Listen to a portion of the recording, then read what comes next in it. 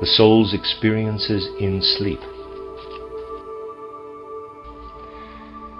In recent times, the question of the unconscious has come to the fore and is often spoken of in psychology.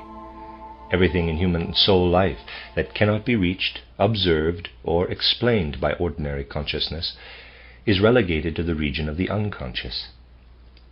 When this unconscious realm is mentioned, it is always supposed, notwithstanding the assumption that it must remain unknown, that it contains forces that do work into the conscious soul life. The emergence of this idea of the unconscious is due wholly to the fact that a certain skepticism, indeed a feeling of impotence, has arisen in recent times in regard to solving specific problems of philosophy, cosmology, and religion.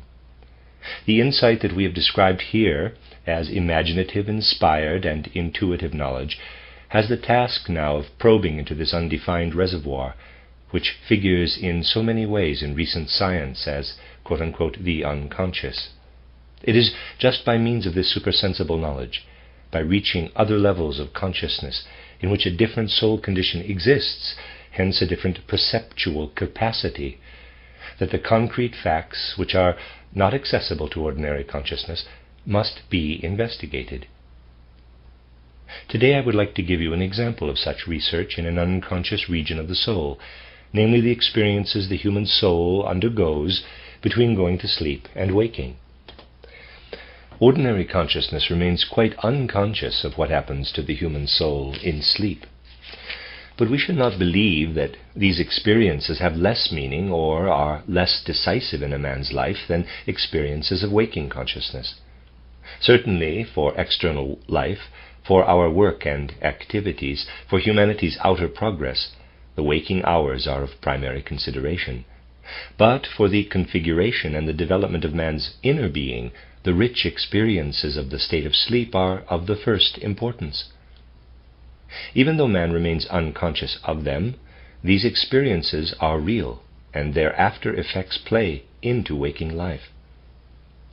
Man's general mood of soul during his waking hours is permeated by the after effects of sleep. His physical and etheric organizations, which are worked upon by his astral organization and his actual spiritual organization, that is to say his ego organism, are permeated also. They too are influenced during waking life by the after effects of sleep. For ordinary consciousness, the phenomena of sleep appear as follows. Sense perception begins to dim down. In the end it is entirely extinguished. The same also happens in the case of thinking, feeling, and willing. Except for the transitional state when we are dreaming, man sinks into an unconscious condition. But what happens to the soul then, and this must be strongly emphasized, is something absolutely real. What remains unconscious to ordinary consciousness in this respect can be illuminated by imaginative, inspired, and intuitive cognition. Therefore, I will describe for you the soul's experiences during sleep. At least sketchily, I will describe how imagination, inspiration, and intuition can perceive what for ordinary consciousness is unconscious. I will outline the soul's experiences as if they were lived through consciously, for they are experienced consciously through higher cognition. It is not as if the soul were unconscious throughout the night, but what would otherwise have remained unconscious can be seen by means of imagination, inspiration, and intuition. Light can in this way be cast upon it so that it becomes visible. The following then comes into view. When man first enters into the state of sleep, the sense world around him ceases to exist for the soul. He goes into an inner experience that is undifferentiated, in a certain sense indefinite. The soul feels. I say feels, but it does not feel. If it were conscious it would feel. It feels enlarged as in a widespread fog. In this inward feeling and experiencing during this first stage of sleep, subject and object cannot at first be distinguished. No separate phenomena and facts are distinguishable. It is a general sensing of a nebulous universality which is sensed as one's own existence.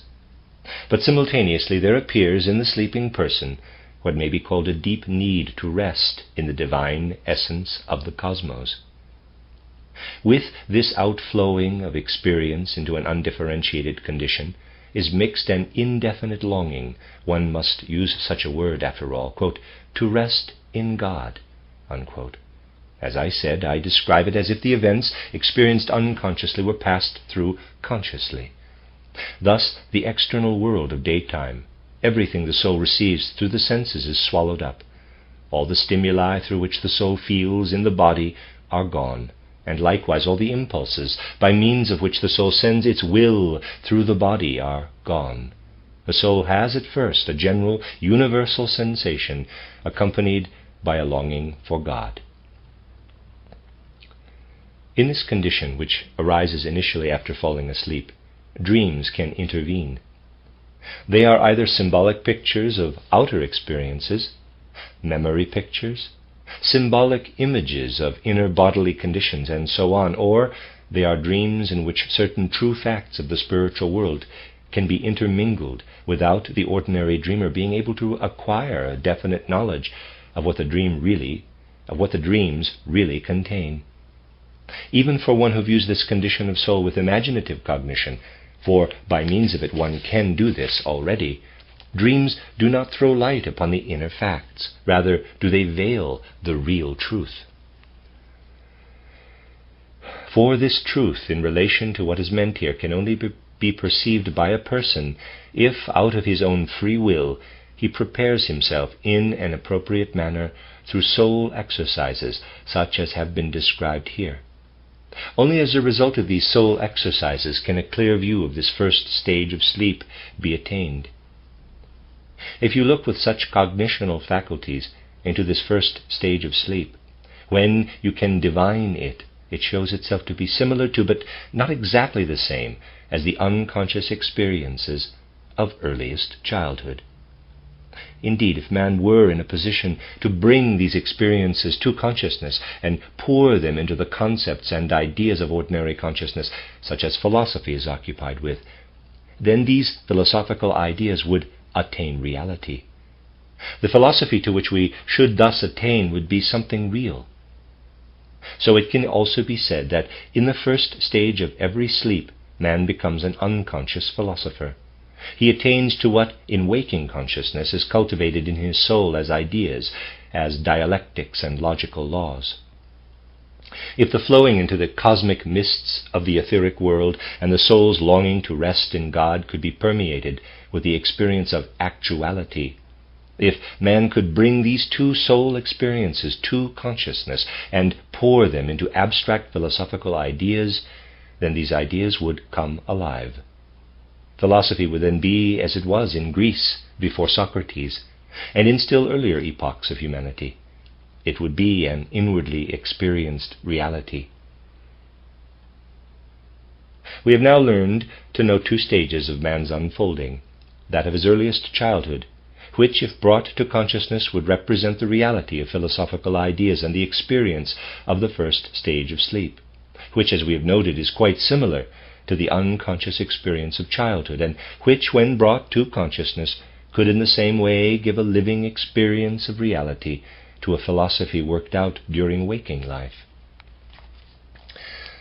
That describes the first, somewhat brief stages that a human being undergoes from the time of falling asleep to waking up. After the soul has been for a time in the state of sleep described above, another condition sets in. This second stage of sleep is such that instead of the experience of his own physical and etheric bodies, which he has when awake, man has a form of experience through which he feels inside himself the cosmos that in daytime surrounds him. While in the first stage the soul experiences no clear distinction between subject and object, this difference now becomes increasingly meaningful, except that during sleep man has come into the reverse condition from that of being awake.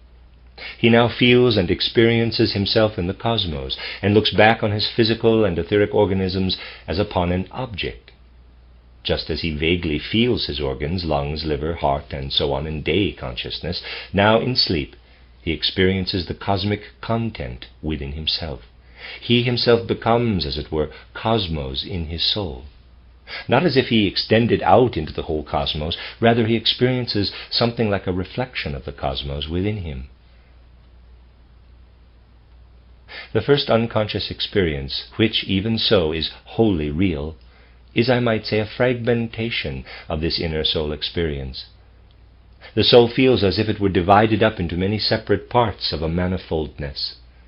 It feels itself not as a unity but as a multiplicity, as if when awake we were to experience ourselves in the brain not as a homogeneous being but as a multiplicity of eyes, ears, lungs, liver, and so on, and we were missing the sense of unity. Thus during sleep we experience, so to say, the cosmic ingredients without at first experiencing their unity.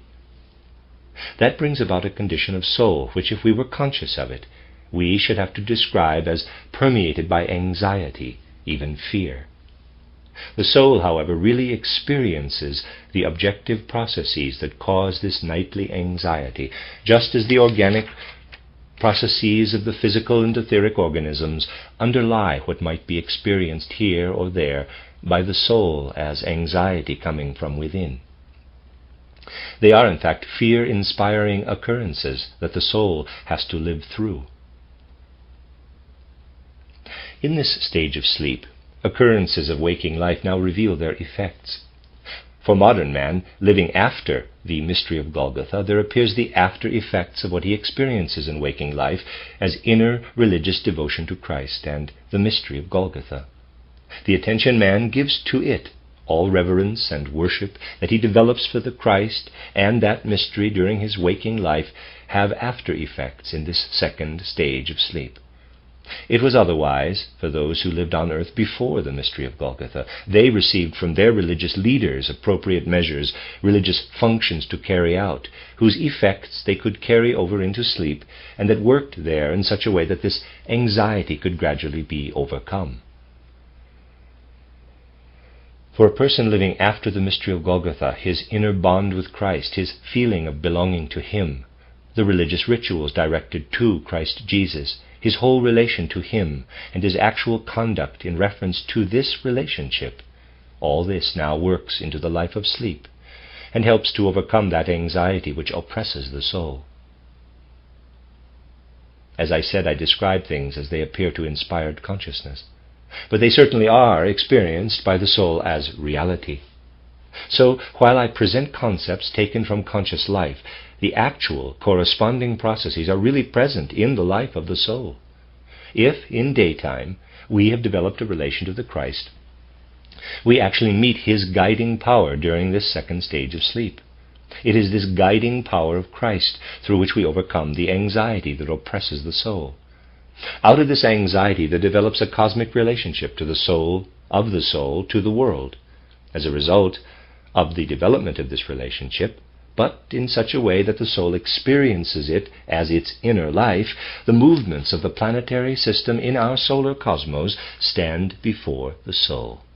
It does not expand out into the planetary world during sleep, but an inner replica of it lives in the soul. It actually experiences the planetary cosmos in a replica. Even if what the soul experiences every night as a small inner globe, a celestial globe, does not illuminate day consciousness, it does stream into the reality of daily life and continues on in the physical and etheric organizations, in the systems of breathing and blood circulation, the whole rhythmic system. We find that these processes are accompanied by impulses and stimuli that live in the physical and the etheric body and work into waking life out of the inner planetary experience which the soul has in sleep. While we are awake, therefore, the planetary movements of our solar system pulse through our breathing and circulation as after effects of sleep. During sleep, supersensible vision shows us that astral and ego organizations are outside the physical and etheric bodies. The planetary movements do not work directly. They are experienced by the soul outside the physical and etheric organisms. But within the sleeping physical body, the impulses from the previous night echo and reverberate, the same impulses that have pulsated through breathing and circulation during the day. During the following night, an after effect of these impulses is present, and they are renewed the next morning as a consequence of what the soul experienced in the night as an inner replica of the planetary cosmos. Now, in addition to this cosmic experience during the second stage of sleep, something else happens. The soul receives distinct impressions of all the relationships it has ever entertained with human souls in its various lives on earth. We actually have within us, I might say, markings of all the relationships we have had with other human souls in successive earth lives. They now appear before the soul in a certain pictorial form. Although unconsciously the soul really experiences everything that has been good or bad in its dealings with other people. Likewise, it experiences its developing relationships with spiritual beings who dwell in the cosmos and never live in a physical body, who always live in a supersensible existence as opposed to the physical life of man. The human soul in sleep thus lives in a rich network of relations. Let me read that again. The human soul in sleep thus lives in a rich network of relations with those human souls with whom it has established such connections. These connections reappear, as does everything that has remained from them as after effects of the right and wrong a person has done to others, the good and evil he may have caused. In short, the existing destiny of a person confronts his soul in this stage of sleep. What in older philosophy is called karma appears at this stage every night before man's soul. Since the planetary experiences continue to work as stimuli in the breathing and blood circulation, and thus in man's physical and etheric organizations, it is possible for someone capable of perceiving such things through inspired cognition to observe that this experience of repeated earth lives also plays over into day consciousness, even though it is not directly present. It is clearly evident to inspired cognition, which perceives what the soul experiences, that repeated earth lives are a fact, for to the view of inspiration they present themselves directly together with the relationships established at any time with other people. Man's development through repeated earth lives presents itself because these relationships are beheld. One relationship points back to one certain earth life, another points to another life, and so on. In this way, karma appears before man's eyes as an established fact. The experiences of the soul during sleep work in such a manner into day consciousness that man's general mood, making itself felt during the day in the form of a dull awareness of himself, depends on what we undergo in this second stage of sleep.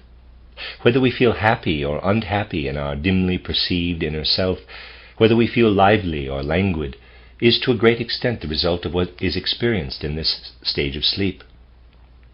So during this stage we find ourselves actually outside in the cosmos, even though what we experience within the soul is a copy of the cosmos, and what we experience of repeated earth lives and karma appears before the soul as images and reflections.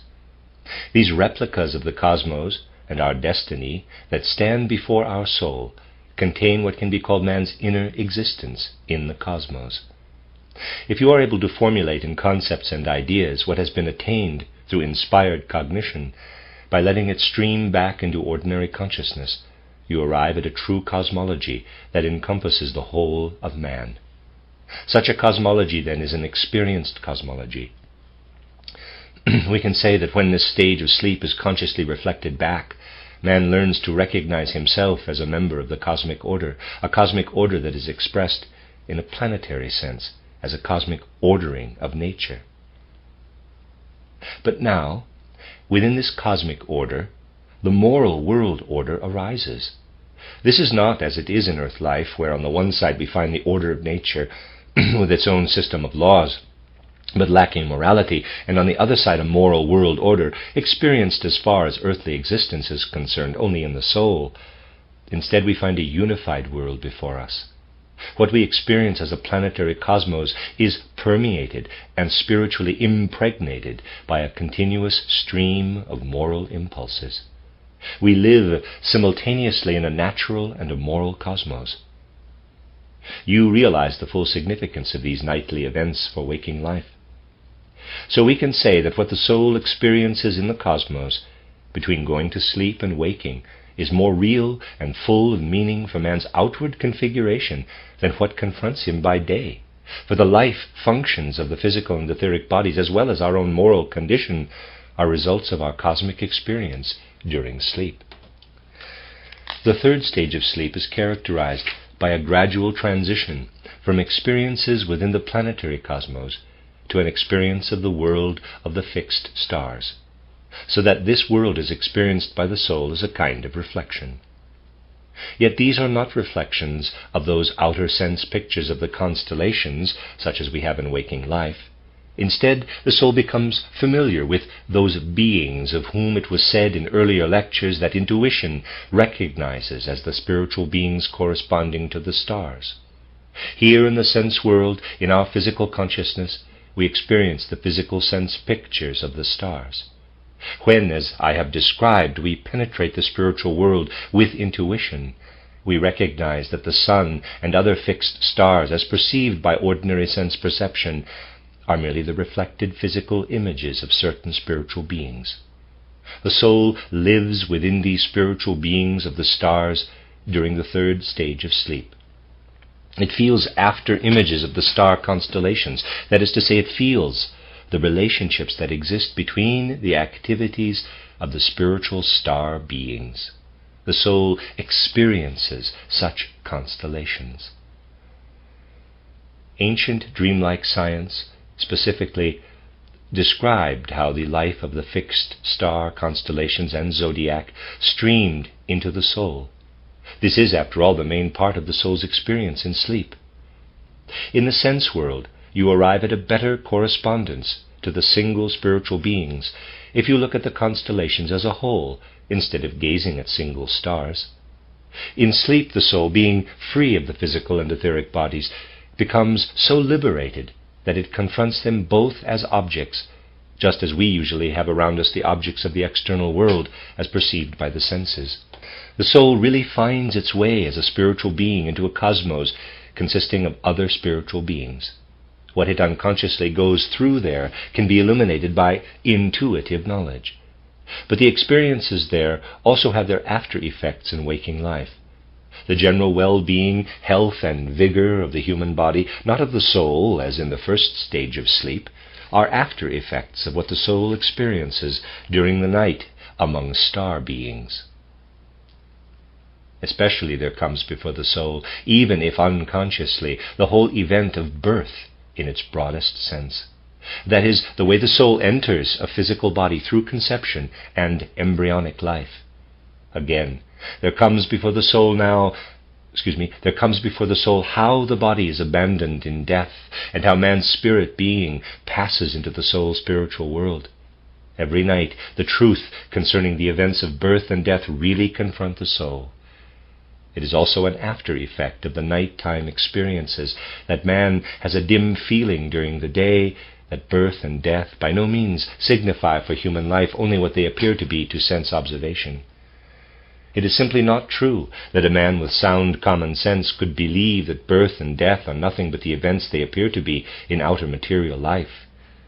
Man, in fact, does not believe this, but it is not true to say that the reason for his disbelief is only because in his fantasy he imagines that he is an eternal being whose existence persists beyond death. No, man cannot believe it because of the picture experienced every night by the soul of how man enters earth life from the spiritual world and withdraws again into the world of spirit. This picture streams into the soul by day and is experienced by it as a vague feeling about the world and human life.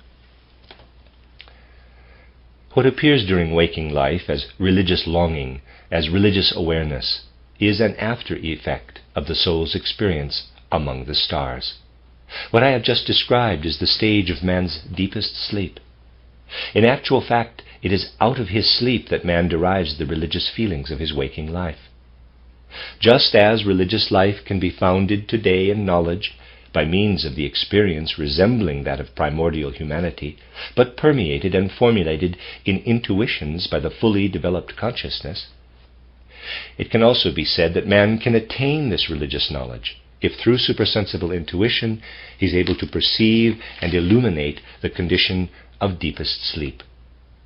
For what rests in the depths of sleep was also the source of what preserved man's knowledge of the divine.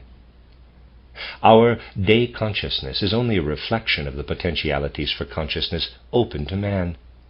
Likewise, what man bears within him as a natural religious feeling appears as a reflection of the glory and sublimity experienced by his soul, even if unconsciously, in the third stage of sleep. Man sinks into the life of sleep, not only to renew his tired body, or to gain the stimuli from sleep that his breathing and circulation need, or to acquire from the spiritual world the other impulses he needs. What permeates him with religious feeling penetrates to the soul's surface, to the region of day consciousness, from the profound depths through which human soul life streams during sleep. One might say that as man lives a philosophical life during the first stage of sleep, similar to that of earliest childhood, however paradoxical that sounds to present-day consciousness, and as in the second stage he lives a cosmological life, so in the third stage he lives a life of being permeated with divinity. From this third stage of sleep, man must then return to daytime consciousness. Having retraced the above-mentioned stages in backward sequence, during the last stage of sleep, man returns again to waking consciousness. Since man's soul and spirit are outside his physical and etheric organizations in sleep, if this phenomenon of sleep is to be comprehended fully, intuitive knowledge must answer the question, why is man drawn back into his physical and etheric bodies again? What impulse is at work there? If the intuitive perception of sleep is extended far enough, it is possible to recognize this impulse. As man cognizes these spiritual beings who correspond to the sun or the constellations of the other fixed stars, he then recognizes that the impulse comes from the spiritual beings whose reflection in our physical world is the moon.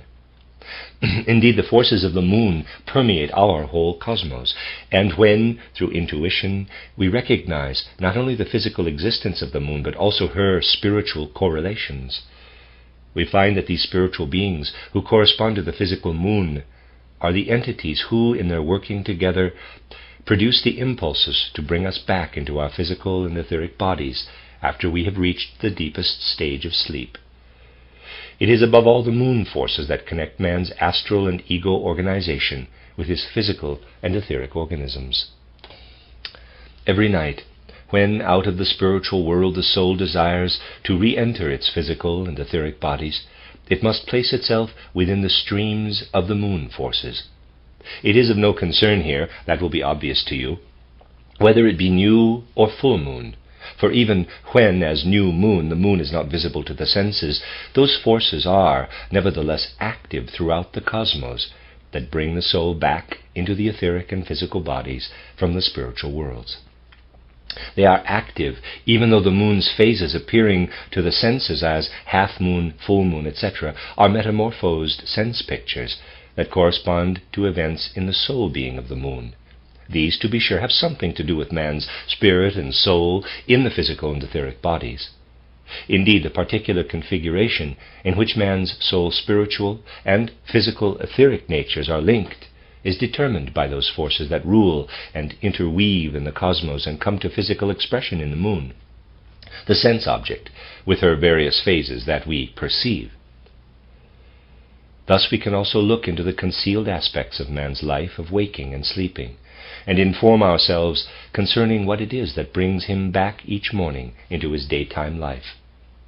He returns through the same stages in reverse order, and while he passes through the last stage, which is permeated by a longing for God, the dreams mix again into his sleep life, and he gradually submerges into his physical and etheric organizations. Why is it that when man goes through the gate of death, he is no longer subject to the moon forces? How does he withdraw from them when he spends a long time in the spiritual world? These questions, as well as the secrets of birth, death, and repeated earth lives, will be considered in the next 2 lectures.